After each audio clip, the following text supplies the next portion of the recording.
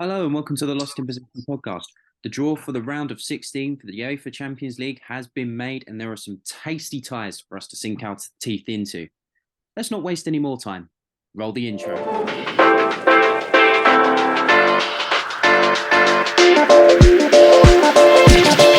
Bonjour, ciao, guten tag. Yes, they are European languages I'm speaking because we are talking about Champions League, Europe, the draw for the final 16. Now, all four English teams have made it through. Of course, my team aren't in it. So I'm going to let you two do the talking today. And we're going to start with Chelsea, who draw Borussia Dortmund in what looks like a very, very enticing tie. Both teams meeting in their first ever European match. Jordan, what are your thoughts on this? And secondly, do you think that Potter is going to be able to wave his magic wand, or is it Avara Kedavra for Chelsea? So, definitely a good tie. I was definitely happy as soon as it got drawn out of the hat. Sorry, and yeah, generally speaking, I kind of when we discussed the group stages, obviously Man City reviewing that game, I had some sort of unpleasant words for Dortmund's defense. I stand by that. However, since me saying that, they have put in a few sort of fairly good defensive performances against Man City. So my initial response is definitely out of all the ties, there was potentially, the likes of PSG in there. That was definitely the sort of the unseeded heavyweight that everyone would have wanted to avoid. Although, yeah, Dortmund have arguably improved defensively, almost stopping Haaland. Obviously, it's a brilliant winner in that game, but the 0-0 away, they've shown a little bit more defensive solidarity than previously. So I'm quietly confident. In terms of Potter, obviously, I know our last couple of games have been a bit uninspiring. We won't go on too much about the weekend, but so far, Potter's performances in the Champions League have actually been very strong. We beat AC Milan twice, 2 clean sheets, 5-0 in aggregate. So I have to be confident, but I there's a little bit of caution with Dortmund. I do think they've improved a bit this season. So it's not quite a banker yet that we'd go through to the round. Yeah, so looking at your draw, I was quite happy and intrigued to see it because you were giving me stick while City were playing Dortmund, saying you should be winning this very comfortably, probably like suggesting it should be 5-0s, really, saying Dortmund's defence is awful, you should just be doing it. So I'm now going to be giving you stick when you play Dortmund because you haven't scored in the first 5 minutes. And even if you do, I'll be like, you should have scored two. So you will get that from me. But if you're looking at the draw, you've got to be happy with it because really, I think all English clubs were just not PSG and go with anyone else. Really, I think the rest of the draws were fairly reasonable because really the two big hitters are PSG and Liverpool, and none of the English clubs could get Liverpool. So it was just that PSG. But yeah, so I think Dortmund are sitting about fourth in the league, something like that, the fourth in the Yeah, German full. league. So they've not been, out of this world. Sort of normally they'd be second, but it is quite tight up there, and they're only 3 points off Bayern, which normally in the season they're probably about 5 or 6. So you can say they've probably done a bit better. The one person you've got to look out for is Jude Bellingham. He seems to love the Champions League. He scored, I think it was 4 or 5 in a row. So he's also popping up with goals, not just good performances.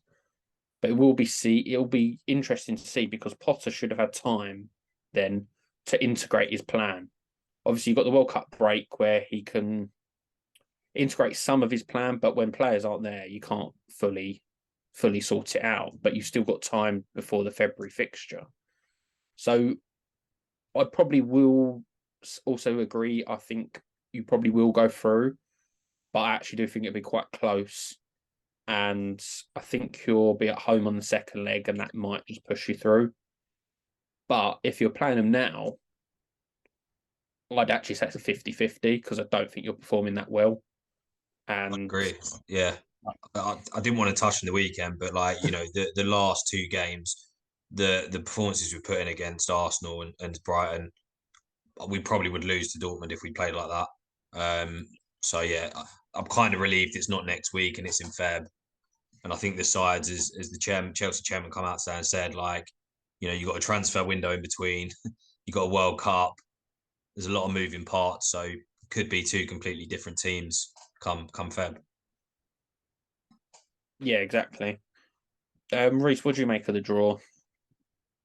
Yeah, I think Chelsea will be pleased with that. I know they're seventh in the league, but plenty of time to turn some form around by the time they meet in February. I think the home leg is probably going to be the most crucial thing for Chelsea.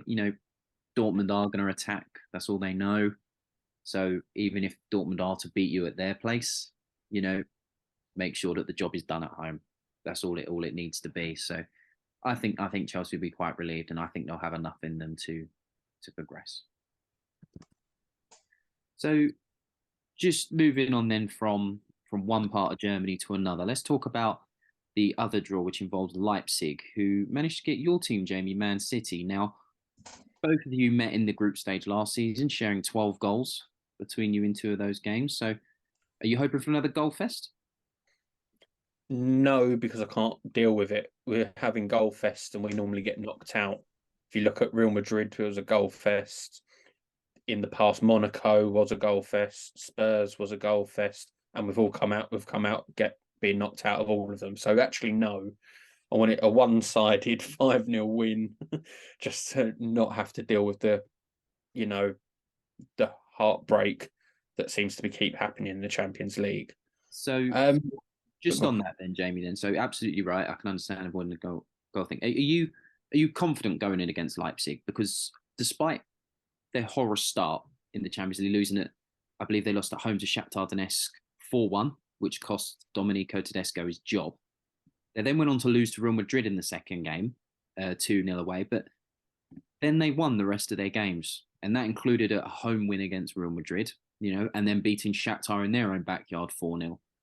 So this team have goals. They got talent in Cuckoo and Olmo and players like that. Are you confident on this one? Yeah, to be honest, I'll be confident against most teams. I think because we are one of the best teams in the world, just with a Champions League or without a Champions League, we still are. But I think it comes down to how we do at their place. They seem to be a much better home team than away team. I know you mentioned the Shakhtar Donetsk, but Shakhtar Donetsk aren't one of the world beaters kind of thing, and they technically aren't playing at home, I don't believe. So it's a bit of a one where it's a neutral ground instead. But if you look at their sort of in them games, they beat Dortmund at home 3-0, but then the week after they lost away to Mönchengladbach 3-0 as well. So it's kind of if City go and even get a draw in Leipzig, I'll be very confident for us to go through because we'll beat them at home. So that's where I'd be quietly confident. We should be, if we're going on to try and win this, we've got to be beating Leipzig, really. No disrespect to them, but they're one of the teams where we should be beating. Yeah. And I think we will. I think you should. It could be a goal fest, but like I said, I don't want it to be, but that you don't always get what you want. No. But the first leg is away from home, which could be a tricky one, but even if you were to lose that 1-0, I don't think you'd be too stressed about it. Jordan, what do you think? Similar thoughts on City's draw. Again, similar to the Dortmund, I guess you'd argue a few months ago, you probably would have said 100% confidence. I do think they've improved recently, as you said, under the new manager, beating Real Madrid. They've looked a bit sharper, a bit more clinical in games. Again, league form, with most of the German teams, it's a similar story with their league form. Very inconsistent, unless you're Bayern Munich. But for me, again, yeah, nothing too different to what you guys have said. City, even if they lost 1-0 in the first leg, they'd still back themselves to get back. So it's hard to see. It would be a mega upset for City to go out, and it would be absolutely hilarious. But I don't think it's going to happen. unless we get a miracle from the Chelsea boys, Timo Werner and Cuckoo. A couple of hat tricks from them would be a good story. I'm sure it would be. So let's look at some of the other ties in this round of 16 then. Of course, I think we're going to have to start at probably the most mouthwatering one of the lot. No respect to you two. But where we see last season's runner-up, Liverpool, draw last season's champions, Real Madrid. Now, that means, of course, one of the finalists can't make it to the final. But which team is it going to be that's going to progress out from there? Let's start with you, Jamie. So yeah, it's a great draw to see, and it's one where if you're not them two, you want these teams to be knocking each other out really before you get to the sort of latter stages. So yeah, it's a good draw from a City side, and Jordan probably agree on a Chelsea side. What I think Liverpool are happy with is it's not coming soon, because I think after the World Cup they will probably turn their form around, and they do love a sort of they do well again. They seem to be doing well against the sort of bigger clubs, like they've beaten City, they've just gone and beaten Spurs. So it's ones where you've got to be they'll still be up for it. It's a game they can easily get up for. They don't need to worry about form, things like that. However, normally their second legs are at home at Anfield, so it doesn't matter how they do away. But this time it's the other way around. So I think they've got to get a good result in the first leg to see them go through. Otherwise, it could be a bit of a problem with them, because we've seen what Real Madrid do in second legs. I've seen it. Jordan's seen it. Despite you thinking you're actually doing better than them, they can come out of nowhere. Obviously, Benzema hasn't been in the same form as last year, but that's no discredit to him. He was just that good last year. So they're still top of the table in La Liga, I believe. So it's a tough draw, but when you come second in your group, this is what you deserve. You deserve to be playing a big team. And when the other three English clubs come top, it really limits your choices. I agree. I can't wait. And we'll get onto the other ties, but just looking at the fixtures, like genuinely, there is some mega ties in here and really interesting matchups. And this is probably, this is without a doubt one of the highlights, the final rematch. And it's hard. It's hard to assess. Not again, as we said earlier, it's hard to predict and genuinely make a prediction, considering that form and everything, injuries will have turned around by next year. So for me, I can't wait to watch it. I do agree. I think Liverpool being at home in the first leg doesn't do them the favours that they're used to. And I do think if Real Madrid can go and not lose there, I do think that Real Madrid will go through. Again, this is a Liverpool team who can turn it on though on a dime. Like they beat City, although Napoli was a dead rubber, they beat Napoli, who were unbeaten all season. Who else did they beat? Rangers 7-1 away. Like this is a Liverpool team. You cannot write this Liverpool team off in Europe. Like it's going to genuinely be a 50-50 for me. And I'd struggle at this point to even call it either side, but can't wait to watch it. Yeah, I'd agree. I think Liverpool might knock them out. Actually, I think they'll have this one, and there won't be the pressure of the final that might hurt them. There, I think they could do it, and I think with Salah's form at the moment, I think he could be a real threat to this Real Madrid team, who, to me, aren't exactly the team that we saw last season. They're good, but I wouldn't say they're better. Anyway, let's move on to our final English team in the draw then before we look at the others. And that's Spurs, who have drawn AC Milan, Italian champions AC Milan, in a repeat of the 2010-2011 Champions League game between these two teams, which Tottenham actually were successful, winning the first leg 1-0 at the San Siro and then holding firm to draw 0-0 with Milan to knock them out. What do we think about this one? Both teams aren't exactly setting the world alight. But it's a good opportunity for either team really to really make some good progress. Jordan, let's start with you. What do you think about this one? Who do you see going through? Again, for me, I just touched on it. I'm excited to watch some of these games, and this for me is in terms of like tactics and how close the teams are. I think this is up there. I genuinely think that AC. I think I don't know. Bookies would probably have Spurs as favourites to go through this tie, right? But I'm not convinced. And I said this in the group stage, and obviously they won their group. But I do think Milan. I think this is going to be a very, very good game. Milan, look, they've not been at their best, and Spurs will be looking at the fact we beat Milan 5-0 in aggregate and over 2 legs and go, watch that, just do that. However, I under Conte, Spurs, I think are more inclined to sit deep. They're not going to go out and attack Milan like we did. And I think this is going to be, in both legs, a very tactical, bit of a slow paced, like a game of chess almost.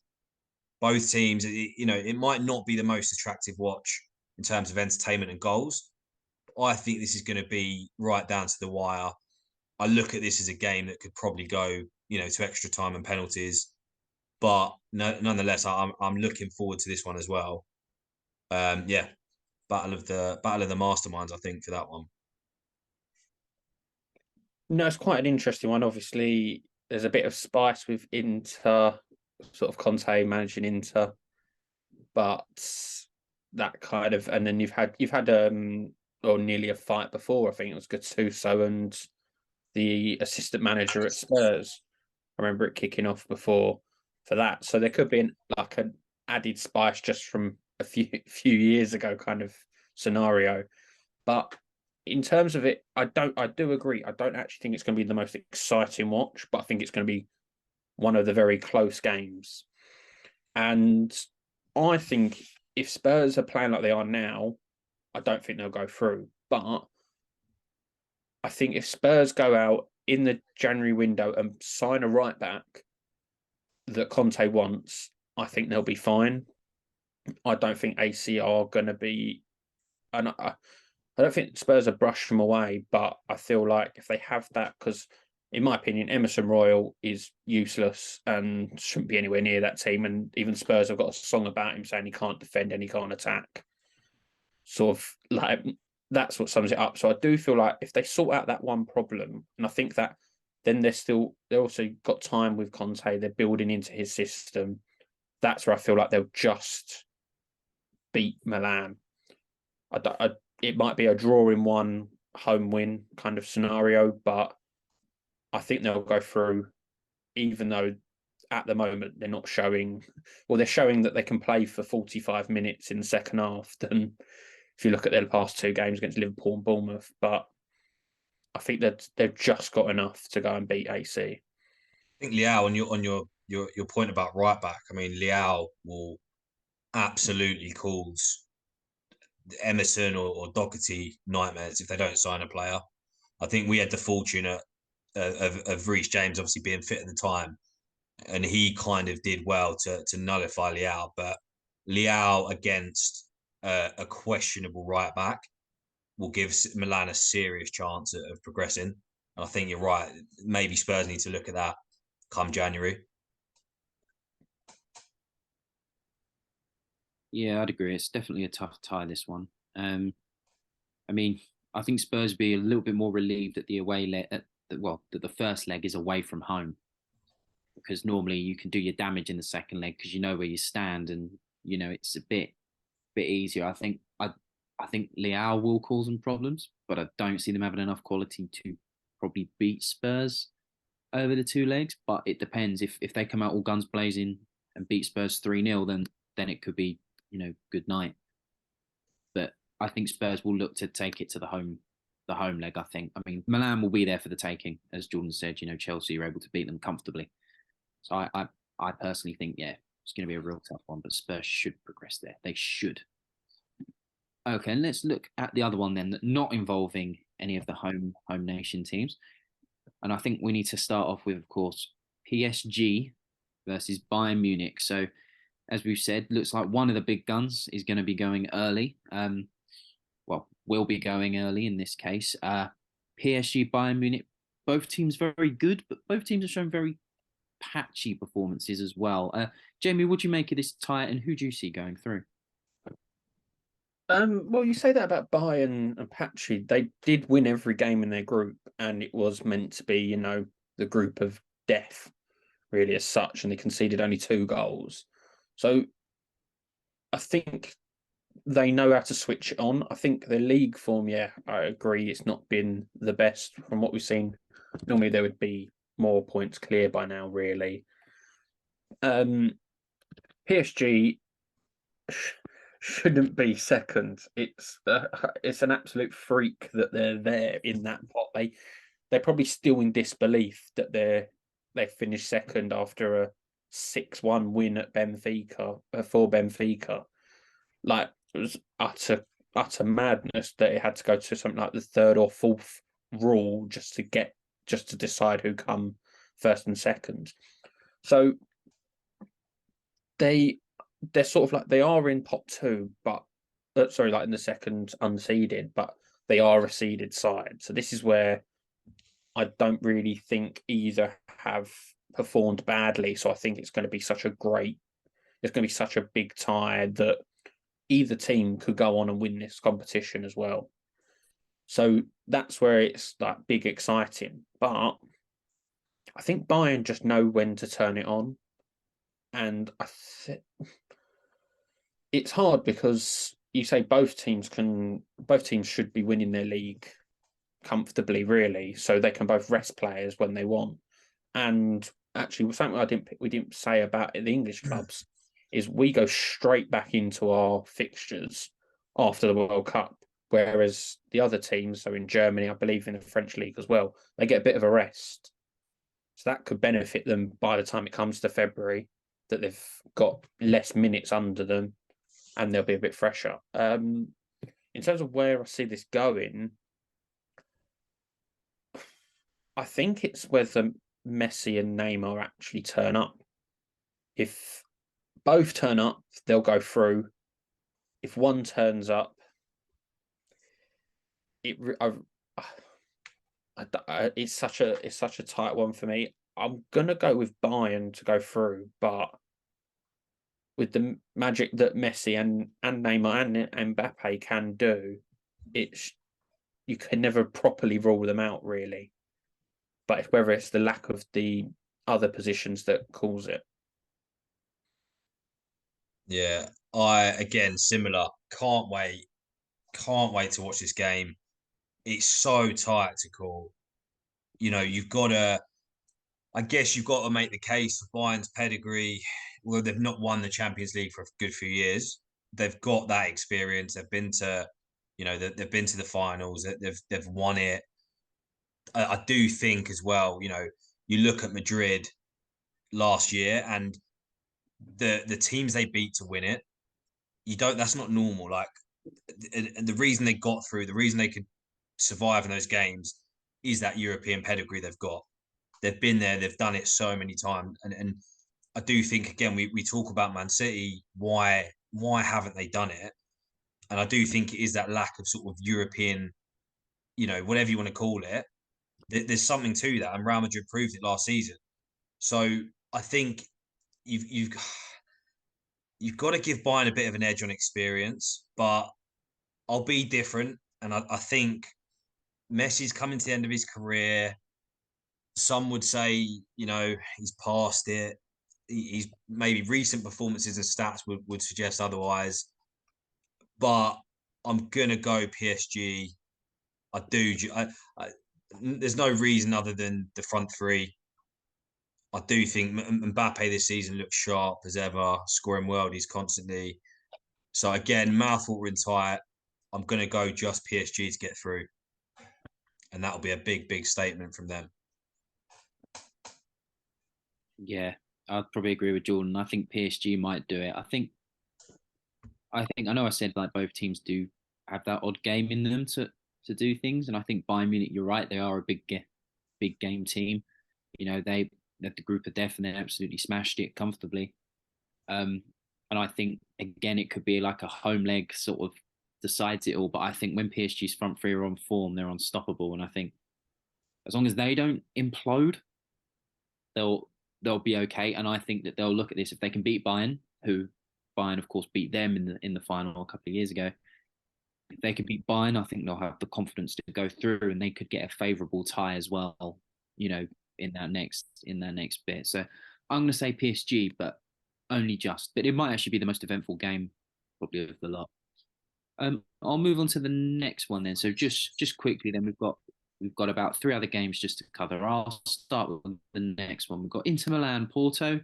Quite a strange one here. I think many of us probably see that as a bit of a dull sort of game, but FC Porto won their last four games in that group to go through, playing some good football. They're looking good. Not doing too badly. Inter Milan have an issue with defending, which you wouldn't think you'd hear that with an Italian team. I think Porto could go through, but do either of you agree or disagree with me on that? Jamie, let's start with you. Yeah, it's a tight one. However, yeah, I'm gonna back Inter, but it's gonna be I think it's gonna be quite a low scoring fixtures. Like it's gonna be 1-0 here, 1-0 there, something along them lines. Porto did well, but they wouldn't say it's the most difficult group. They had a very, very big underperforming Atletico Madrid. Then Leverkusen and Club Brugge, they're not ones that are going to set the world alight. So for them to top the group wasn't that surprising with the Atletico. Everyone would have predicted them, but I think Inter getting through in the same group as Barca, I think was sort of real showed they can do it. So I'm going to go with an Inter going through. Yeah, I do agree. I think they've just got a little bit more sort of star quality in a tight. Again, I don't think there's going to be. I think it will be another tight game. If I'm being honest, I don't see either side running away with it. But in those big moments, Inter have got the players, I think, who will dig them out and get them, albeit it might be scrappy, but I do think Inter will edge through. Porto, I mean, they've put in some good shifts, but they're just not a team who really can go the distance anymore in the Champions League. They're just not quite good enough, in my opinion. So for me, Inter Milan. Okie dokie then. And Frankfurt versus Napoli. I think we could probably agree that there will be goals in this one. To me, I'm not completely sold on Frankfurt, but they somehow seem to be there all the time. I think Napoli will do it, and I think they should do it even in the first leg. But that I reckon there could be goals in this one. What do you think, John? 100%. I see it being high scoring, both legs. Frankfurt are just so bad defensively. Like, we've got to remember this is a side who, eighth in the German league, as we said. They did win Europa, so maybe you could argue they've shown a bit of, European pedigree. Obviously, we're talking in different leagues here, but I can't make a case for them to get through this game. Napoli have been absolutely phenomenal, the most informed team in the world at the minute. They just keep winning, and I actually do think this game, assuming Napoli's form continues into next year, I think this could be one of the most one-sided ties in there, and I do think Napoli could seriously just ruin Frankfurt fans' life by beating them, 4 or 5 goals potentially, assuming they're on the form. Well, I think that's quite interesting actually, because I don't think Napoli are going to be in this form. You've got to remember that kind of thing. The form they're in now isn't what they are in February, and I think it's unlikely they're going to be in this form. And Napoli do have a case of crumbling away towards the end of the season. If they're going for the title as well, they could be, your sort of head turned to what's more important. Is it the Champions League that they're realistically not going to win, or the actual Serie A? So it's one of them where they could go, you know what, our focus should be on the league. They obviously won't put out a poor side or anything like that, but they could be sort of thinking we need to win Saturday or Sunday to go and win that. But with Frankfurt, we said this all last year in Europa. We said, oh, they're playing this team, they're going to get knocked out. They're playing that team, they're going to get knocked out. And they kept going. So they're showing resilience. So I actually think I'm going to go with the upset and go with a Frankfurt to go through. Bold. I think it's a bold call, especially on Napoli's form. But yeah, no, different league. Yeah, very large. Yeah, very interesting. Okay, then let's talk about the last one. Then I think this is actually one of the most interesting, because I think whoever wins out of these two teams could actually go pretty far. And this is Club Brugge versus Benfica. Benfica, who held their own in a group with Juventus and PSG and topped it without losing. Drawing both games of PSG. I think Benfica will win this, and I think they'll probably surprise a few along the way. We could see them get to the semi-finals here at the very least. What do you two think? So this, it's quite an interesting one, isn't it? Like it's the game that I think both clubs will be very happy that they've got each other to progress. Club Brugge, to be honest, were looking like they're actually going to go and top the group, which was quite sort of surprising considering like everyone thought they're probably going to get knocked out and it's going to be Atletico and Porto, but they were doing very well.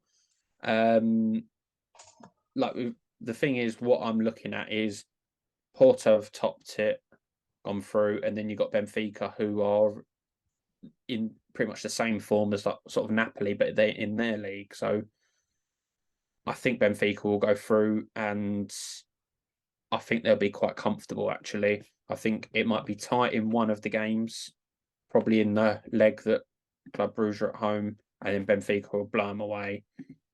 In terms of what you're saying, Reece, about going to the semi-finals or like going further, really, it really depends on the draw. And until we know that, I think it's hard to say who's going to go where, because they could get a favourable side of the draw, then yeah, definitely. But they could be, drawn in the worst possible side and get knocked out quite comfortably. Yeah, I think Benfica will have too much class for Club Brugge. And look, Club Brugge to even be in the knockout stages is monumental for them. They'll treat it like a cup final as these teams should. But as you said, this is a Benfica side who have held their own against PSG. They're in sensational form in the Portuguese league. There's not really a blemish on their record this season so far. Again, we've made the point about Napoli. Will they be in this form come Feb? Absolutely. Because, no disrespect, but the Portuguese league, there's sort of maybe 2-3 teams who could really give you a run for your money. A lot of the other teams are not quite there yet. So for me, Bruges, fair play for getting here. You've got to remember they've put Atletico Madrid out, who we all know their history and everything else. So huge credit to them for even getting to this stage. But Benfica, I think, again, could probably overwhelm them. There we go. And that is that. The three experts have spoken. Well, experts in inverted commas. I think that's it for today. But Jordan, would you like to sign us off as usual? As always, that wraps us up for another edition. Let us know your thoughts, but like, comment, and subscribe. You know the drill.